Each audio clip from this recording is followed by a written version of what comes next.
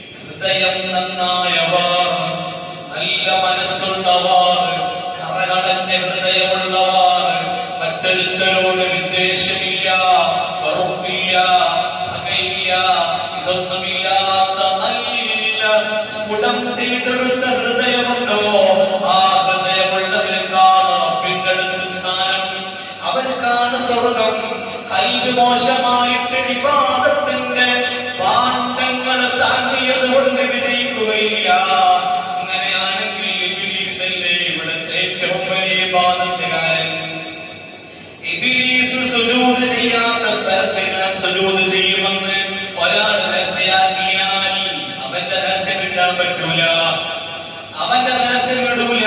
കാരണം പത്രത്തോളം സുജൂദ് ചെയ്തവനാണ് ഇബ്ലീസ്. അവന്റെ കൽബ് മോശമായി പോയി, അവന്റെ കൽബിൽ അഹങ്കാരം വന്നുപോയി, കിബർ വന്നുപോയി. അതുകൊണ്ട് അവൻ അല്ലാഹു ശപിച്ചു കളഞ്ഞു. പ്രവർത്തനത്തിനല്ല പ്രതിഫലം, ഹൃദയശുദ്ധിക്കാണ് പ്രതിഫലം. അതുകൊണ്ട് ആദ്യം നന്നാക്കണം ഈ മനസ്സിനെ.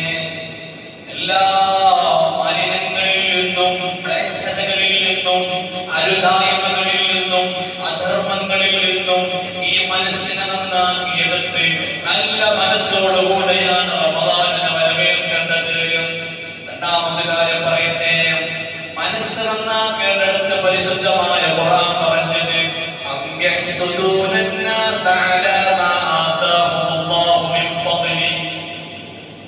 അല്ലാഹു നൽകിയ അനുഗ്രഹങ്ങളിൽ നിങ്ങൾക്ക് വല്ല അസൂയയുണ്ടോ?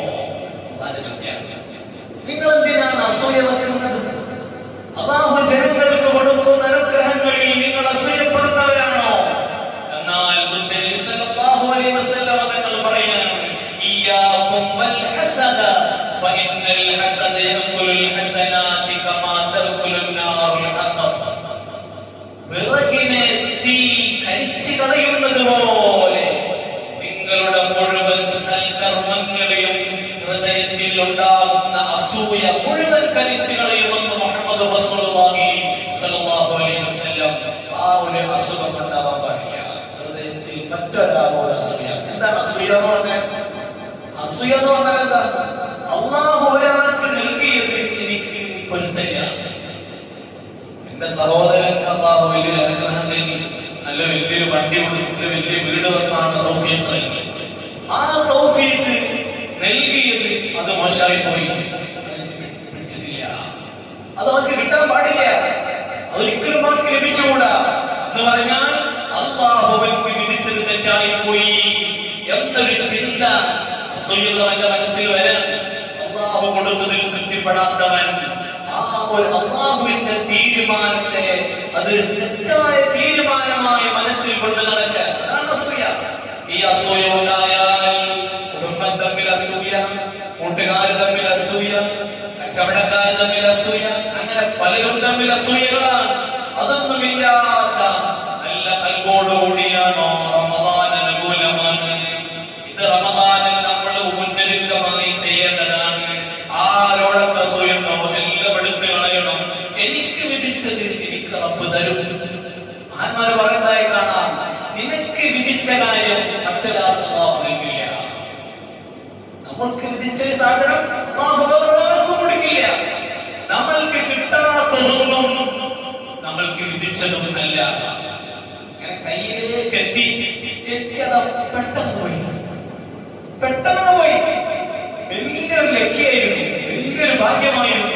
അത് കിട്ടിയാൽ എന്റെ ലൈഫ് രക്ഷപ്പെടുമായിരുന്നു. പക്ഷെ നമ്മൾ അതിൽ നിന്ന് ദുഃഖിക്കാൻ അതിന്റെ ആവശ്യം ദുഃഖിക്കണ്ട. കാരണം അത് നമ്മൾ അല്ലാഹു വിധിച്ചിട്ടില്ല. അത് നമ്മൾ വേറൊരാളെ കിട്ടിയത്, നമ്മുടെ അയൽവാസിക്കാണ് കിട്ടിയത്. ആ ഒരു ഭാഗ്യം ആ അയൽവാസി കിട്ടിയതിൽ അൽഹംദുലില്ലാഹ് നമ്മൾ സന്തോഷിക്കണം. എന്തേ കാരണം? ആ അയൽവാസി ഒരിക്കലും വേദന അനുഭവിക്കുന്നത് നമ്മൾ ഇനി കാണണ്ടല്ലോ. അദ്ദേഹം ഒരു വേദന അനുഭവിക്കുന്ന രംഗം നമ്മുടെ കണ്ണിൽ കാണേണ്ട ആവശ്യമില്ല, കാണുകയില്ല.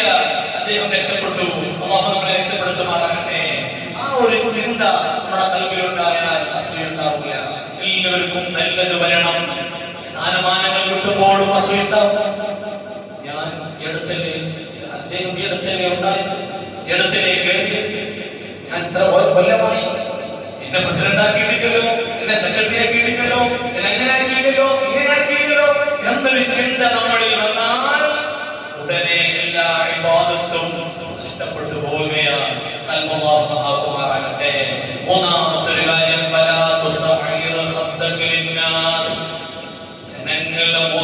ജനങ്ങളുടെ മുമ്പിൽ വെച്ച് മുഖം തിരിക്കരുത്. ജനങ്ങളോട് മുഖം തിരിക്കുന്ന സ്വഭാവം ഖുർആൻ പറഞ്ഞതാണ്. ഇതെല്ലാം ഖുർആൻ പറഞ്ഞ കാര്യങ്ങളാണ്.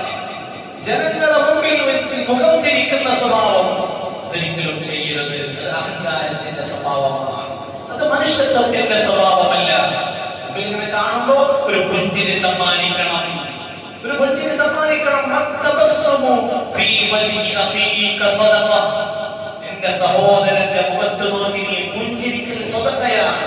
എന്നോ പലരുടെയും മുഖങ്ങൾ കോപിച്ചതും വീർത്തതും ചുളിഞ്ഞതുമായ മുഖങ്ങളാണ് ചില ആളുകളിൽ നിന്ന് കാണാൻ പറ്റുക. ഒത്തു നോക്കി ചിരിച്ചാലും അവർക്ക് ചിരിക്കാൻ വല്ലാത്ത പ്രയാസം. ചിലർക്ക് മസിൽ പിടുത്തമാണ്. എന്തോ ഒന്ന് ചിരിച്ചാൽ അവർക്ക് നഷ്ടപ്പെടുന്നത് ഒന്നും നഷ്ടപ്പെടാനില്ല. ചിരിച്ചാൽ അവരുടെ മനസ്സിലേക്ക് സന്തോഷം കൈമാറി. അവന്റെ മനസ്സിൽ നമ്മളെ കുറിച്ച് എന്തൊരു ആനന്ദമാണ്, എന്തൊരു നല്ല മനുഷ്യൻ, എന്തൊരു നല്ല സ്വഭാവം. കാണുമ്പോൾ അദ്ദേഹത്തിന്റെ മുഖം വല്ലാണ്ട് പുഞ്ചിരിക്കുന്നത് കാണുമ്പോൾ നമ്മുടെ മനസ്സിലുള്ള ടെൻഷൻ വരെ മാറി നിൽക്കാൻ എന്ത് ഒരു ചിരിയാണ്. നമ്മൾ ഒരിക്കലും മസിലൊടിക്കരുത്. പ്രത്യേകിച്ച് ഇപ്പം പ്രായം വരുന്നവർ ചെറിയ മക്കളോട് എല്ലാവരോടും പറയാനുള്ളതാണ്, ചെറിയ മക്കളോട് ചിരിക്കാൻ ശ്രമിക്കണം. അവർക്ക് നമ്മൾ കൊടുക്കേണ്ട വലിയ മെസ്സേജ് അതാണ്. അവരെ മുഖത്ത് നോക്കി കണ്ണുരുട്ടിയാലും മുഖം കുറിപ്പിച്ചാലും അവരുടെ കൽവിൽ നമ്മളെ കുറിച്ച് ഒരു ഭീകര ജീവി എന്നൊരു ചിത്രം അവർ അവരുടെ മനസ്സിൽ വരച്ചിടും, കൊത്തിയിടും.